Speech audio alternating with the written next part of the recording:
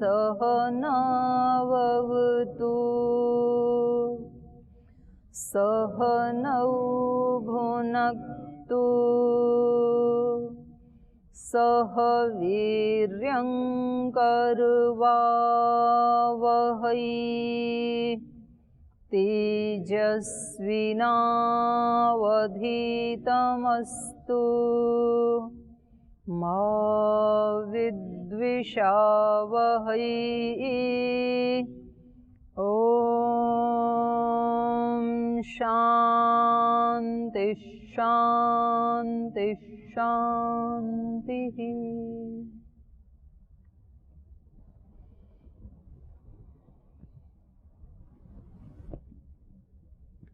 कल के पाठ से पूछना। ये जो बताए थे अमृत, यश, तेज, इंद्रिय आदि, वसु ब्रह्मचारी, रुद्र ब्रह्मचारी और आदित्य ब्रह्मचारी के यश आदि जो अमृत बताए थे, वसु ब्रह्मचारी के अमृत जो अग्निवत जो उसका यश है, उसको देख करके जो मुमुक्षु है वो तब तक रहेगा जब तक सूर्य पूरब से उगता है और पश्चिम में अस्त होता है। तो ये वसु ब्रह्मचारी के लिए कहे हैं या मुमुक्षु के लिए कहे? जिसको वसु ब्रह्मचारी बनना है वो देख रहा है। प्रणाम दीदी। वसु ब्रह्मचारी के आधिपत्य के बारे में एक काल गणना किया गया है कि जब तक सूर्य पूर्व दिशा में उदित और पश्चिम दिशा में अस्त होगा तब तक वसु का आधिपत्य रहेगा।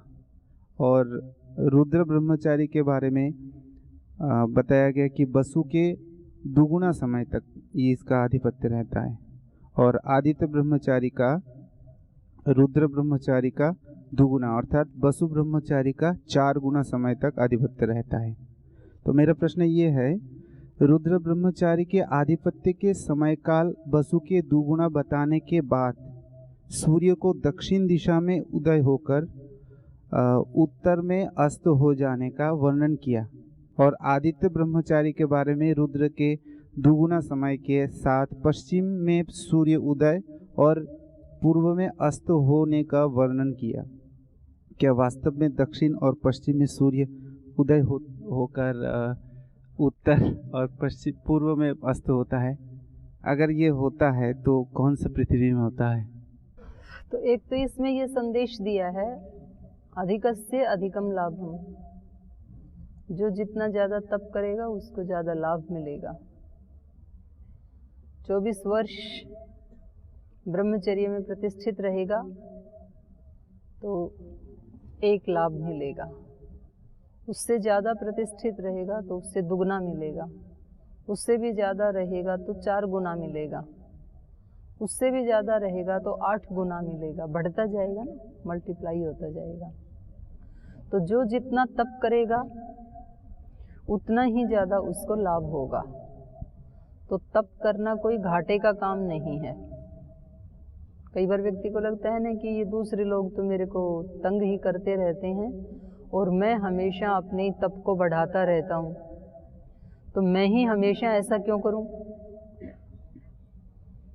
मैं इतना इनको सहन करता हूँ, इतना अपने आप को पवित्र बनाता हूँ, ये समझते ही नहीं है। तो आप जितना कर रहे हैं उतना आपका लाभ बढ़ेगा, आपका ही बढ़ेगा। और दूसरा ये दिया है इसमें, यहाँ ये जो कहा सूर्य से जो गणना की है, तो ये निश्चित नहीं है कि उतना ही। मान लीजिए जब तक सूर्य उदय होगा पूर्व से और जब तक पश्चिम में अस्त होगा तब तक इसको ये लाभ मिलेगा। तो हो सकता है कि इसके शरीर का अंत हो जाए। सूर्य तो उदय अस्त होता रहेगा पूरी सृष्टि में, पर तब तक इसका शरीर तो नहीं बना रहेगा। इस शरीर के नष्ट होने पर भी ये जो संस्कार हैं ये तो साथ ही जाएंगे। तो ये अनंत काल के लिए है बस। ठीक वैसा ही नहीं होगा कि कभी दक्षिण से भी उदय हो जाए सूर्य, कभी पश्चिम से भी उदय हो जाए या कभी उत्तर से भी उदय हो जाए, ऐसा नहीं होगा।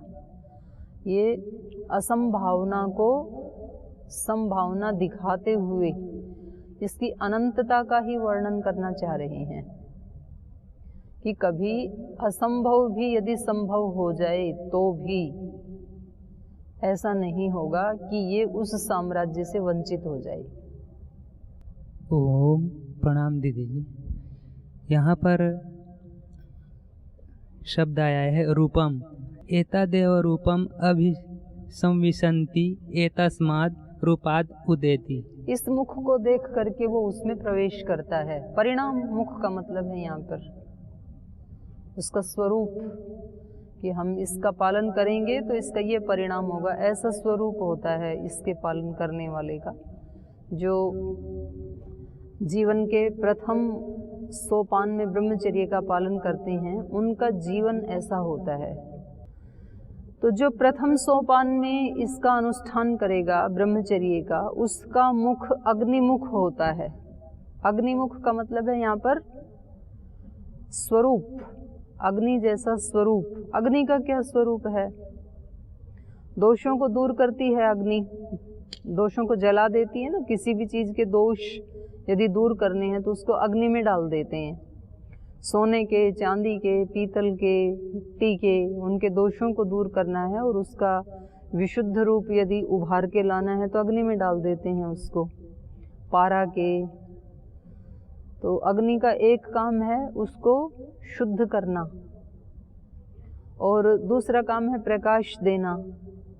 तो ये जो प्रथम सोपान में 24 वर्ष तक जो ब्रह्मचर्य का पालन करेगा तो इस अग्नि में इसके स्थूल दोष नष्ट हो जाएंगे इस ब्रह्मचारी के।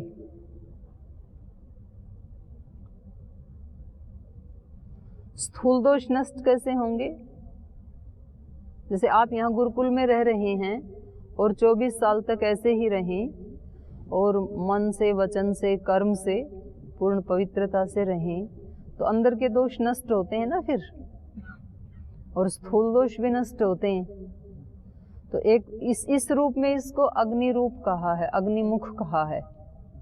लेकिन उतना मात्र ही जीवन का अंतिम लक्ष्य नहीं है, उसके आगे फिर हमारे बहुत सूक्ष्म दोष भी हैं, संस्कार भी हैं।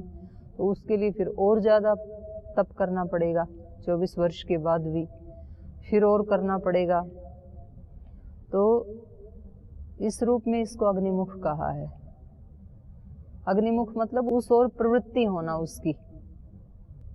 ओम दीदी जी, पहले छठे खंड में ये बताया था कि अग्नि मुख की तरफ, मतलब अग्नि की तरफ मुख करके, इसका मतलब जो बताया था। नहीं, वो यज्ञ का वर्णन था, यज्ञशाला का।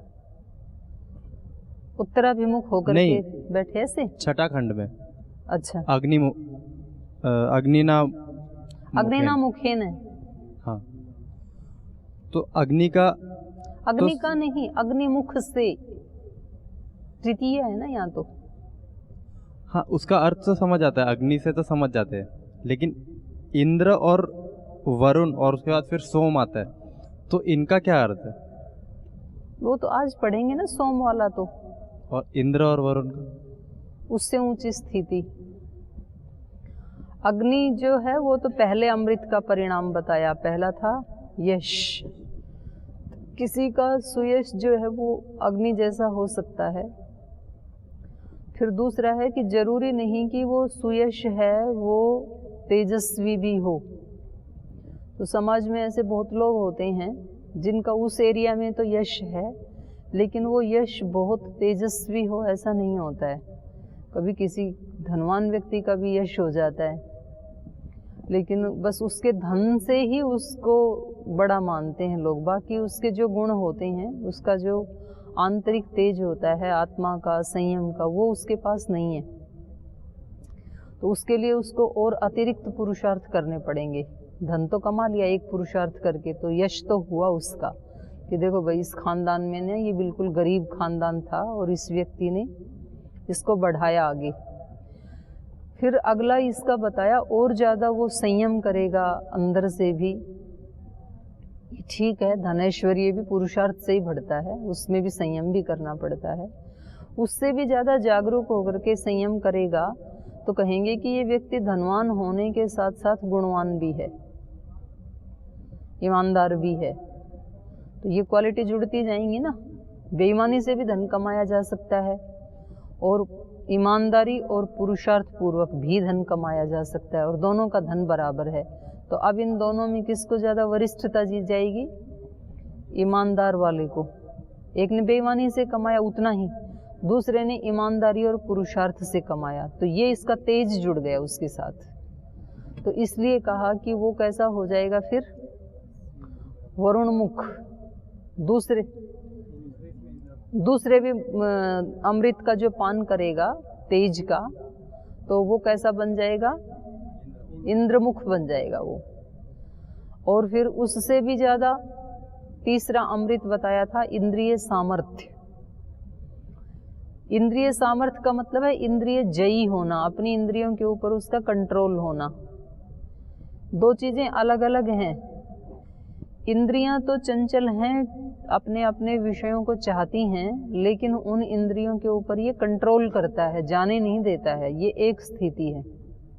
और दूसरी स्थिति है कि इंद्रियां विषयों में जाना पसंद ही नहीं करती हैं, क्योंकि उनको उससे भी ऊंचे का कोई अमृत हाथ में लग गया है। तो ये दूसरी स्थिति है, उससे ऊंची स्थिति है ये।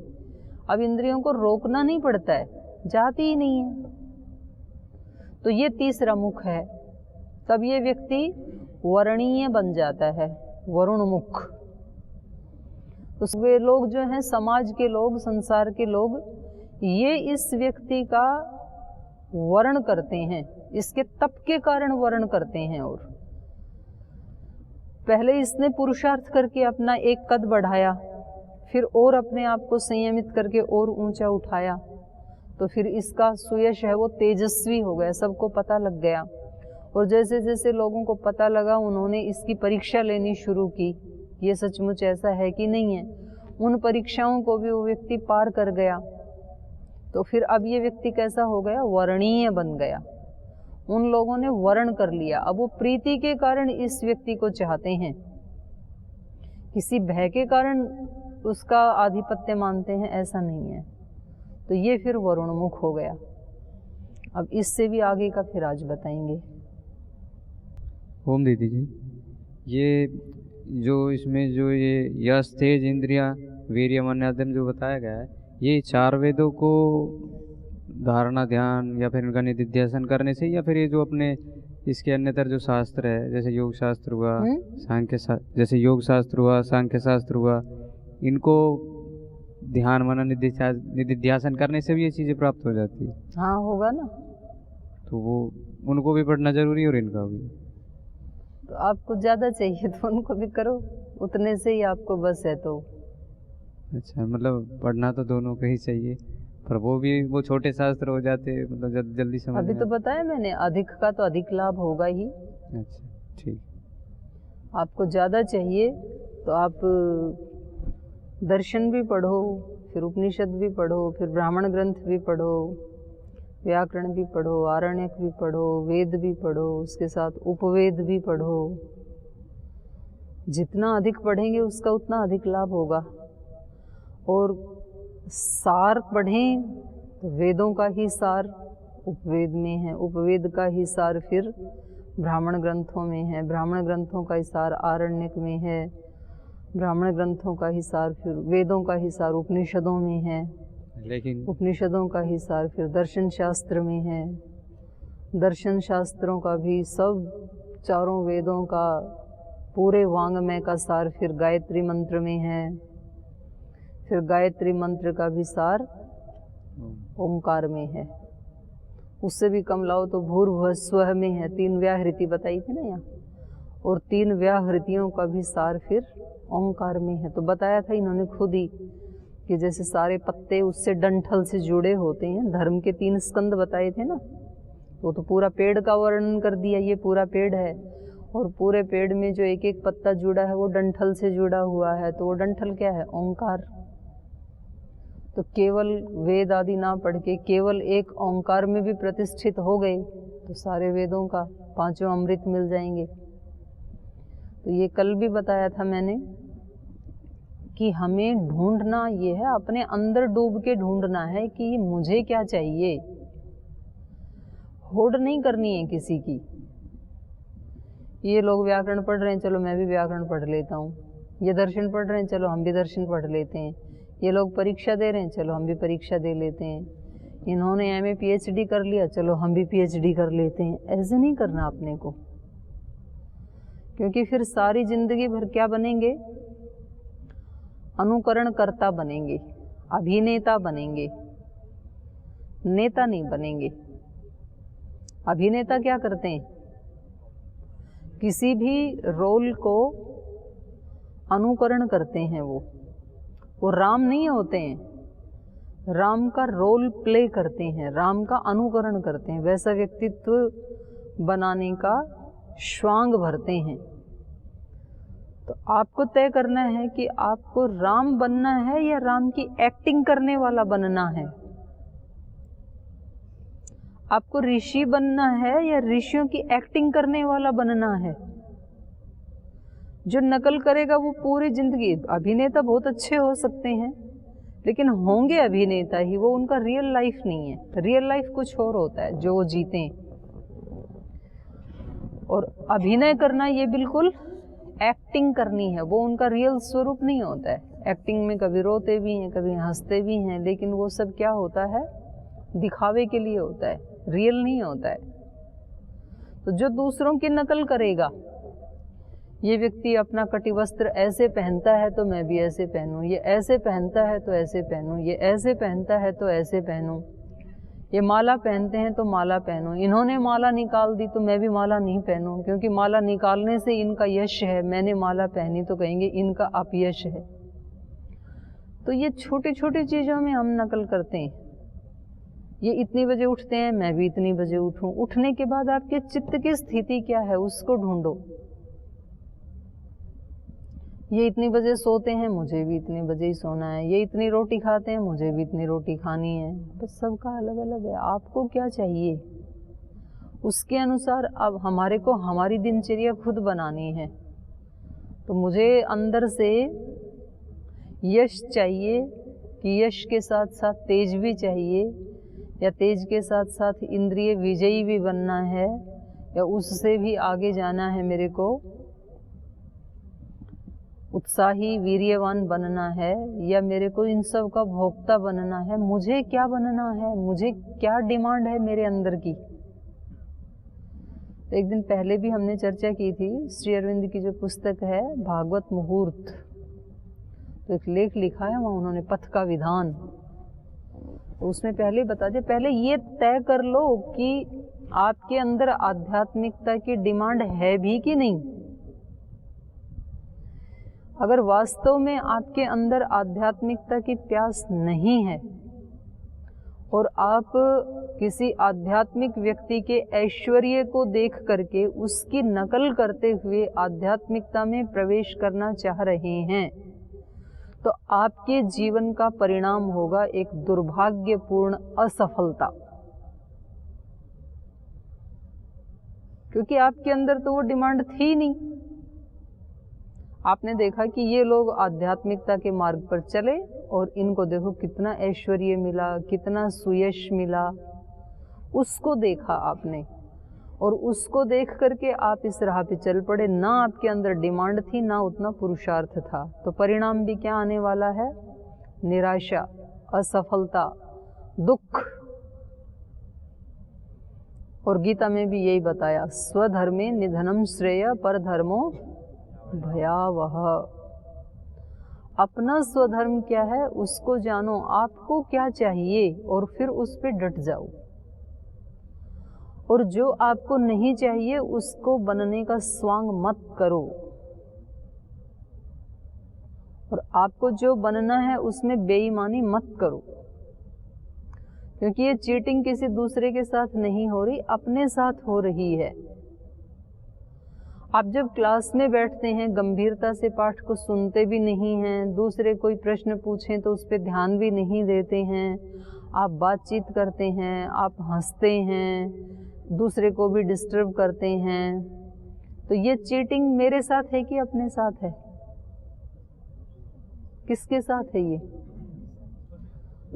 फल भी किसको मिलने वाला है? मेरे को नहीं मिलने वाला है। ये हमें अवेयरनेस नहीं रहती है। हमें लगता है कि देखो हम हंसे भी, हमने बुद्धू बना दिया आचार्य को। बुद्धू मेरे को नहीं बनाया, अपने आप को बनाया है, मुझे तो दिख रहा है। देखो हमने याद भी नहीं किया और फिर भी हम दंड से बच गए। आपने याद नहीं किया कर सकते थे, यही आपको दंड है।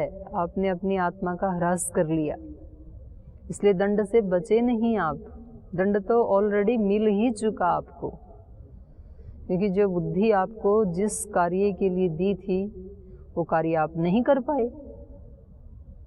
जो गाड़ी आपको दी थी कि यहाँ से आप गंगोत्री चले जाना और आप गए नहीं, तो लॉस तो ऑलरेडी हो चुका आपका, लक्ष्य मिला ही नहीं आपको। तो जो यहाँ पर 5 अमृत बताए हैं, ये कोई एक अक्षर से भी प्राप्त कर सकता है, मात्र ओंकार से भी, मात्र किसी एक वाक्य से भी कर सकता है।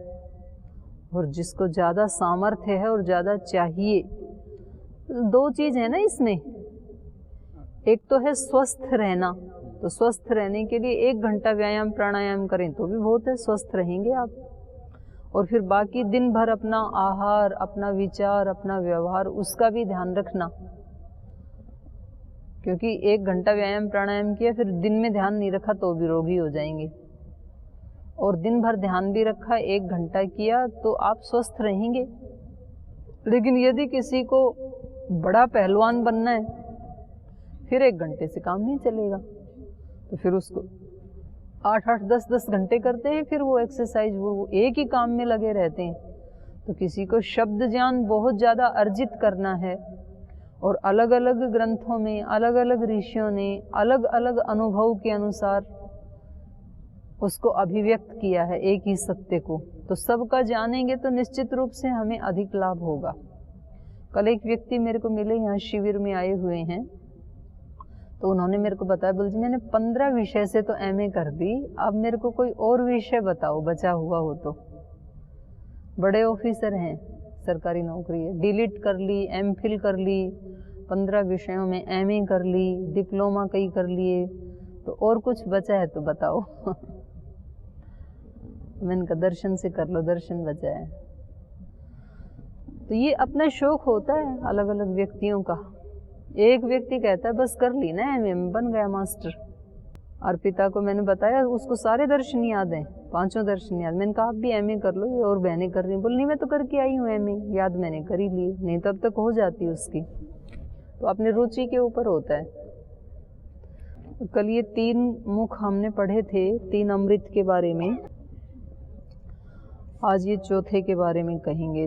तीसरे में हमने पढ़ा था, स यह एतदेवम अमृतम वेद आदित्यानाम एव एको भूत्वा वरुणेन एव मुखेन एतद एव अमृतम दृष्ट्वा तृप्यति स एतदेव रूपम अभिसंविशति एतस्माद् रूपाद् उदेति। और ये कब तक रहेगा वरुण मुख इसका, आदित्य ब्रह्मचारी का, तो उसका काल बता रहे हैं।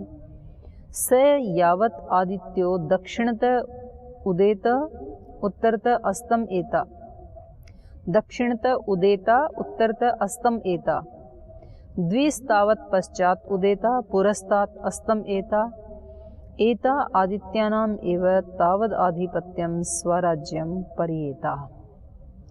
तो ये तब तक रहेगा इसका आधिपत्य जब तक ये आदित्य दक्षिण में उदय हो, उत्तर में अस्त हो, और द्विस्तावत उससे दुगना, पश्चात उदेता पश्चिम में उदय हो, और पुरस्तात अस्तम एता, पुरस्तात मतलब पूर्व दिशा में, पश्चिम में उदय हो और पूर्व दिशा में अस्त हो। एता आदित्यानाम एव, इतना ये आदित्यों का कालखंड है, उस स्थिति में बने रहने का, अर्थात अनंत काल है। जो इतना आदित्य ब्रह्मचारी बनेगा तो वो अनंत काल तक ऐसे सुख में बना रहेगा। यावद आधिपत्यम स्वराज्यम पर्येता।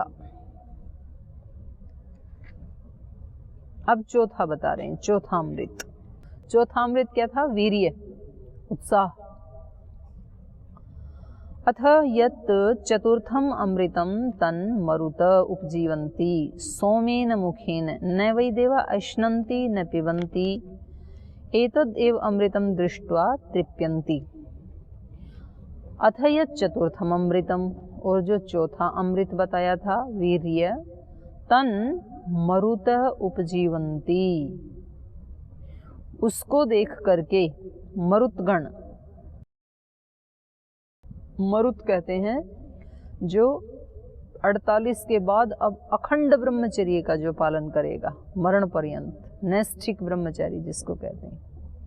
48 वर्ष तक इस व्यक्ति को शास्त्र विकल्प देता है। 24 वर्ष के बाद आप गृहस्थ आश्रम में जा सकते हैं, और ज़्यादा तप करना है 36 वर्ष के बाद जा सकते हैं, उससे भी ज़्यादा और तप करना है तो 48 वर्ष तक ब्रह्मचर्य का पालन कर सकते हैं। और फिर उसके बाद भी यदि आपको नहीं जाना है तो करना है तो 48 साल के बाद करो। उसके बाद फिर 48 के बाद मतलब 50 के बाद फिर 52, 54, 56 फिर वो अलाउ नहीं है।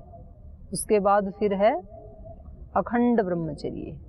इसलिए हनुमान जी को मारुति नंदन कहते हैं ना, मरुत, मरुत का पुत्र मारुति। तो इसको मारुति इसीलिए कहते हैं क्योंकि इन्होंने अखंड ब्रह्मचर्य का पालन किया था। वो एक कथानक बना लिया कि इनके पिताजी का नाम था, ऐसे बताते हैं ना, पवन, मरुत, और वो अनवर्थ संज्ञा है। जो अखंड ब्रह्मचर्य का अनुयायी है तो वो उसका पुत्र हो गया ना। तो अखंड ब्रह्मचर्य किसको कहेंगे? मरुत को ही कहते हैं, नैष्ठिकता को। और उससे जो संबंध रखता है, बोलते हैं ना ये सत्य का साक्षात सत्य का ही पुत्र है या सत्य का ही अवतार है। तो जो निरंतर सत्य का ही पालन करता है उसको सत्य का ही पुत्र कहेंगे। अथ यत् चतुर्थम अमृतम, जो चौथा वीर्य, उत्साह, पराक्रम जो बताया था, तन मरुत उपजीवन्ति, तो मरुतगण जो है वो उस अमृत को उपजीवन्ति, उसका उपभोग करते हैं, वो जीवन के लिए उसका उपयोग करते हैं मरुत। उपजीवन्ति सोमेन मुखेन, सौम्य मुख के द्वारा। सोम मुखेन मतलब जो 48 साल के बाद भी जो अखंड ब्रह्मचर्य के व्रत को ही स्वीकार करते हैं उनका मुख फिर कैसा हो जाता है? सौम्य। वो एक 8वीं धातु फिर उनसे क्रिएट होती है, ओज तेज जिसको बोलते हैं ना। तो जैसे अपने वो स्वामी जी हैं, देहरादून वाले स्वामी जी हैं, बड़े स्वामी जी, ऐसे ही अपने जो नूरगढ़ वाले थे स्वामी सोमानंद जी महाराज, ऐसे जो उच्च कोटि के जो संत होते हैं जैसे श्री अरविंद, तो उनके चेहरे पे फिर एक अलग सौम्यता दिखाई देती है ना। तो वो उसका परिणाम है, वो कहीं किसी कृत्रिम साधन से नहीं वो अर्जित की जा सकती है। वो उसके पूरे संयमित जीवन का परिणाम है, वो वाला जो सौम्य मुख है। वो वैसे नहीं हो सकता किसी का, उसके लिए फिर उसको तपाना पड़ता है अपने आप को जीवन भर। तो न वै देवा अश्नन्ति न पिबन्ति एतद् एव अमृतम दृष्ट्वा तृप्यन्ति, इस अमृत को देख करके ही वो तृप्त रहते हैं। उनका लक्ष्य वो ही है कि मुझे वही बनना है। तो फिर वो जीवन के बीच में ना प्रमाद नहीं करते हैं। जिसका लक्ष्य वो है वो फिर प्रमाद से स्वतः बच जाएगा, और जिसका लक्ष्य नहीं है उसके जीवन में फिर पुराने संस्कार बीच बीच में बाधा डालेंगे। जिसका लक्ष्य ही ये बन गया कि मुझे धनवान बनना है, तो फिर वो व्यक्ति कोड़ी कोड़ी बचाएगा ना, खर्च नहीं करेगा, क्योंकि उसका लक्ष्य क्या है कि मुझे इतने समय में 10 करोड़पति बनना है। तो अब वो एक एक पैसा अपना देख देख करके खर्च करता है, ऐसे बहाता नहीं है पानी की तरह। और जिस व्यक्ति को ये है कि जी खूब कमाना है, पर कितना बनना है, करोड़पति बनना है कि अरबपति बनना है, वो लक्ष्य नहीं है, तो इसलिए वो 4-6 महीने कमाता है खूब ज़्यादा, और खूब ज़्यादा उसके पास आता भी है ऐश्वर्य, लेकिन फिर 8 दिन में उसको उड़ा भी आता है। कहीं विदेश की यात्रा बनाता है, कहीं कुछ और बनाता है, फिर उसको 8-10 दिन में खर्च करके आके खाली हो करके फिर दोबारा उसी प्रचंड उससे लगता है। सारी जो पश्चिम की सभ्यता है वो उसी पे तो टिकी हुई है। वो लोग 8 दिन का जो सप्ताह है उसमें 6 दिन बहुत मेहनत करते हैं। हमारे यहाँ की तरह से नहीं है कि वो 4 बजे टाइम देखने लग जाएं कि 5 बजे तो छुट्टी होने वाली है, तो 4 बजे उठ करके थोड़ा सा घूम के आएंगे, वॉशरूम जाएंगे, फिर थोड़ा सा एक बार इधर जाएंगे उधर जाएंगे। वो 1 घंटा ऐसे ही बिताते हैं, उसमें कोई काम नहीं करते हैं वो।